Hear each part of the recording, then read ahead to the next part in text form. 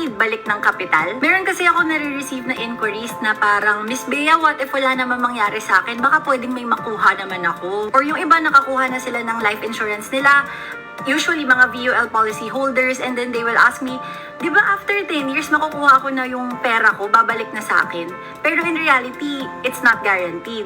If isa kayo dun sa nabanggit ko, this video is for you. I'd like to share with you guys Sun Accelerate. This is an endowment plan payable for 8 years only and covered ka for 20 years. Sa policy na to, guaranteed 100% ibabalik namin yung lahat ng binayad mo, plus you can get even more. This is how the proposal looks like. So tignan natin, ito yung overview of benefits niya.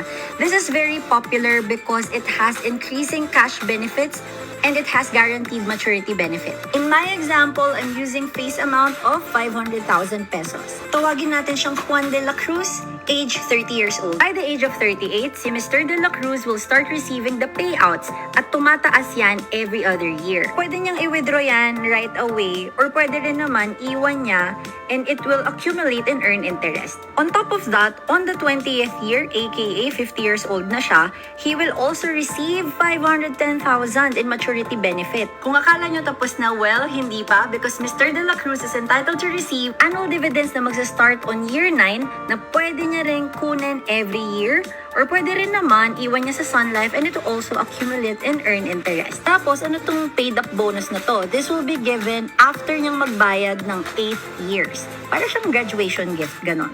If ayaw niyang kunin right away, he can leave it with us. It will earn interest again. But if you notice, merong nakasulat na illustrative dito. When we say illustrative, ibig sabihin nun, hindi siya guaranteed. Kasi in reality, the numbers there are only projections. The actual amount will be based on the earnings of Sun Life for that year. This is a summary table of my example. Miss Bea, so magkano yung life insurance ni Juan? Well, it starts at 500,000 pesos. Pero every year kasi nagtataas siya ng 16%. So that by year 8, the maximum is at 1.14 million. Ito yung makukuha niyang payouts. Ito yung on the 20th year na maturity. If you add those two, you will get 1 million. And kasi Mr. De La Cruz, hindi niya kinuha yung dividends, yung bonus, and iniwan niya yung payouts, the interests will be at around this. After 20 years, meron siyang potentially around 1.33M, pero ito lang naman yung nilabas niya. If you're looking for your next insurance na may return, or kung gusto mong i-dilute yung risk ng portfolio mo, Sun Accelerate might be for you.